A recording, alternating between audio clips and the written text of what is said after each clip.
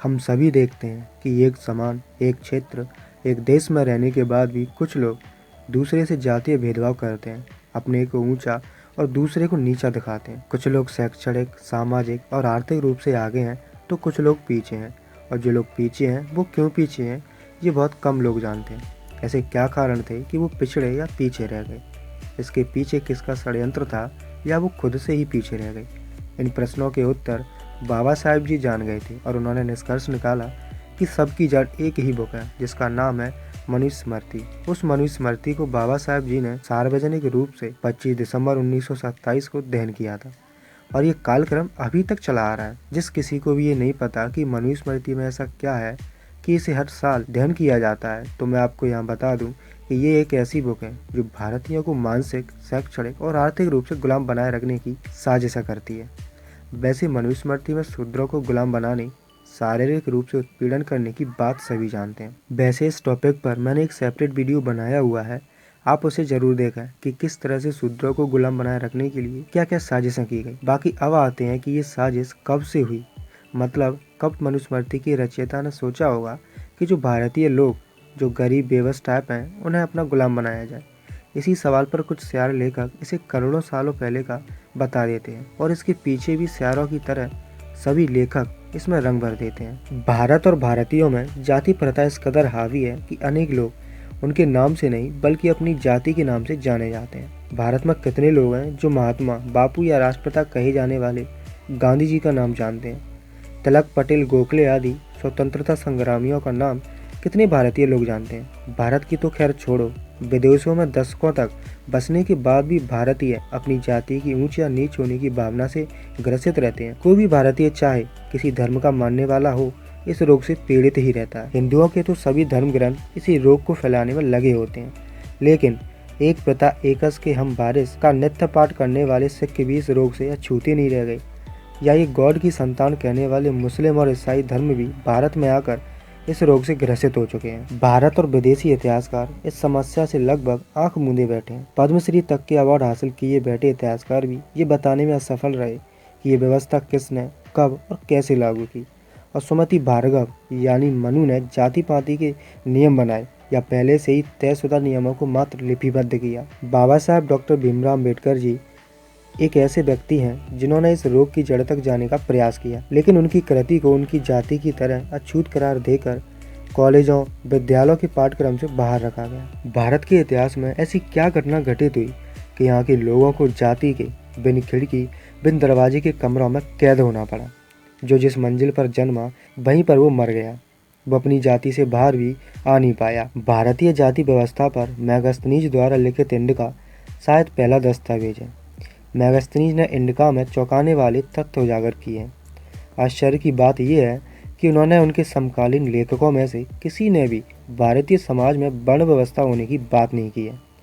उस समय के किसी भी लेखक ने ब्राह्मण, क्षत्रिय, वैश्य और शूद्र वर्ण होने की बात नहीं की है। मैगस्थनीज से 100 साल बाद सम्राट ने शिलालेख लिखवाए, लेकिन यहाँ भी किसी वर्ण का नाम नहीं है। इसके विपरीत मैगस्थनीज ने समाज में व्यवस्था के आधार पर 7 प्रकार के लोग होने की बात कही है। मैगस्थनीज ने भारतीय लोगों को पतले, लंबे और हल्के शरीर वाला फुर्तीला बताया है। यहाँ विभिन्न पेशागत लोग रहते हैं, वे सभी यहाँ के मूल निवासी हैं। यहाँ पर विदेशी लोगों की कोई बस्ती नहीं है। यूनानी समाज के विपरीत यहाँ पर गुलामी प्रथा बिल्कुल नहीं है।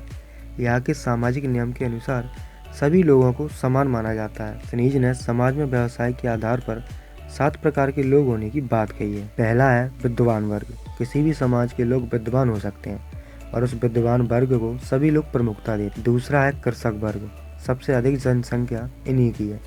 द्वितीय सबसे महत्वपूर्ण वर्ग है। इन्हें राजकीय बंधनों से छूट प्राप्त थी। राजा इन पर किसी कार्य के लिए बल प्रयोग नहीं करता था। ये गाँव में रहते थे और किसी कारणवश शहर आते जाते थे।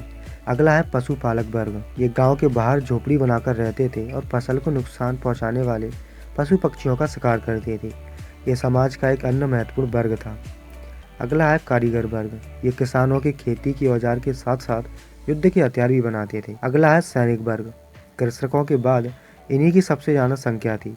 इनके पास घोड़े, हाथी होते थे और इन्हें राजा से नियमित वेतन मिलता था। अगले हैं राजकीय कर्मचारी। सभासद और कर निर्धारक के ये लोग उच्च राजकीय पदों पर नियुक्त होते थे और विभिन्न प्रकार के प्रशासनिक और वित्तीय कार्य करते थे। उस समय का सारा वर्ग तरल था, यानी कि कोई भी वर्ग अपने अनुभव और कार्य के आधार पर भी किसी भी वर्ग में जा सकता था। लेकिन आज ये सारा वर्ग तरल ठोस में बदल गया, यानी कि वर्ण में बदल गया। जायसवाल जैसे विद्वान इतिहासकार मेगास्थनीज की इन सब विभाजन से सहमत नहीं है, बल्कि दावा करते हैं कि वर्ण व्यवस्था सनातन है और बुद्ध काल के पहले से चली आ रही है। उनका कहना है कि मेगास्थनीज ने अपने देश के नजरिए से भारत की जाति व्यवस्था को देखा और इसी प्रकार विभाजन किया। शब्दों के हेर फेर के बिना कहें तो ऐसे लोगों की अकल पर तरस आता है, उस व्यवस्था पर खींच आती है जो ऐसे लोगों की लिखी पुस्तकों को पाठ्य पुस्तक के रूप में मान्यता देती है।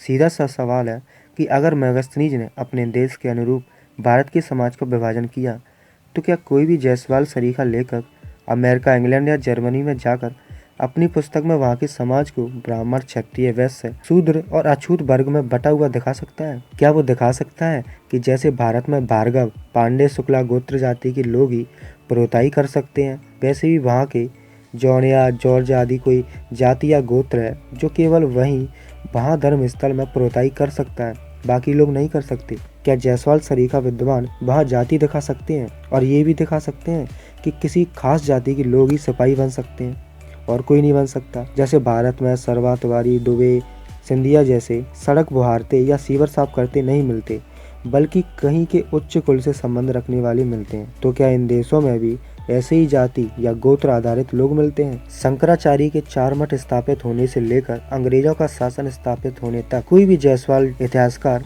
एक भी उदाहरण ऐसे दे सकता है जब इस देश में कोई अब्राहम लिंकन और लुई पाश्चर बन सकता हो? हम ये दो नाम इसलिए दे रहे हैं क्योंकि अब्राहम लिंकन बचपन से जूते सिलने का काम करते थे और लुई पाश्चर के पिता चमड़ा रंगने का काम करते थे। विद्वान कितनी भी उठापटक कर लें, वो इन दो महापुरुषों को उस देश की अछूत जाति का करार नहीं दे सकते। और यहाँ भारत में कितनी भी लीपापोती कर लें, चमड़ा रंगने या जूते सिलने वाली जाति से कभी कोई प्रधानमंत्री या राष्ट्रपति नहीं बन पाया है। और तो छोड़ो, शिवाजी महाराज का राज तिलक ब्राह्मण गंगा भट्ट ने पैर के अंगूठे से किया था। क्या वैसा भी कोई उदाहरण दुनिया में किसी कोने में घटित हुई बता सकता है? क्या जायसवाल सरीखे लेखक दिखा सकते हैं कि बराक ओबामा जैसे निग्रो को राष्ट्रपति पद की शपथ दिलाने वाले अंग्रेजों ने उनसे हाथ मिलाने की बजाय अपना पैर आगे किया हो? जब जाति के आधार पर जो घटनाएं भारत में होती हैं वो दुनिया में कहीं और हो ही नहीं सकती, और जो दुनिया में बिना जाति के होता है वैसा भारत में कहीं नहीं हो सकता। तो ये कहना ही बेवकूफ़ी है या धूर्तता है कि मेगास्थनीज ने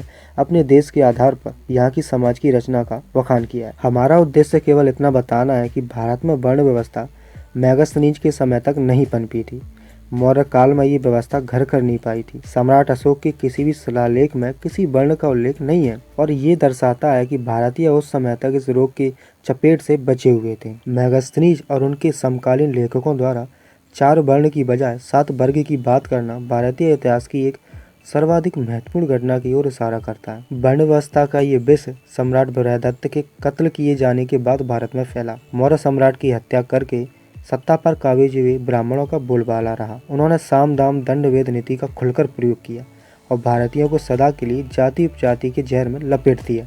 वीडियो को देखने के बाद आपको यकीन करना थोड़ा मुश्किल हो रहा होगा, होना भी चाहिए। ये दुष्प्रचार हमारे परिवेश से ही हमें मिला है, जिससे हम बुरी तरह फंसे हुए हैं और उसमें चाह कर भी निकलने में असमर्थ हैं। कारण सिर्फ एक ही है, हमारे पूर्वजों की परंपरा है जो हमें ढोनी है और हमारी पीढ़ी भी ढोएगी। बस आपको मेरा यही कहना है कि हमारे पूर्वज शिक्षित नहीं थे, बहुत भोले वाले लोग थे, जिसके चलते उन्हें इन गपोड़ियों ने हर तरह से फंसा कर रखा और अपना पेट भरने और जीविकोपार्जन हेतु अपना मोहरा बना कर रखा। और आप और हम सब पढ़े लिखे हैं, शिक्षित हैं और ये जानते हैं क्या सही है क्या गलत है। इसलिए अब हमें इन डपोर संख्याओं की माया जाल से बाहर आना ही होगा, वरना एक पीढ़ी की परंपरा आने वाली पीढ़ी की गुलामी तय करती है। अगर आप अपनी पीढ़ी को इन मिलावटी मुफ्तखोरों से बचाना चाहते हैं तो पहल आपको करनी ही होगी। हाँ, जानता हूँ आपको बुरा भी लग रहा होगा, पर हर आदत धीरे धीरे ही छोड़ी जाती है। आई होप मेरी बात आपको समझने लायक लगी होगी, इसलिए इस वीडियो को और लोगों तक पहुँचाकर उन्हें भी जागने का अवसर दें।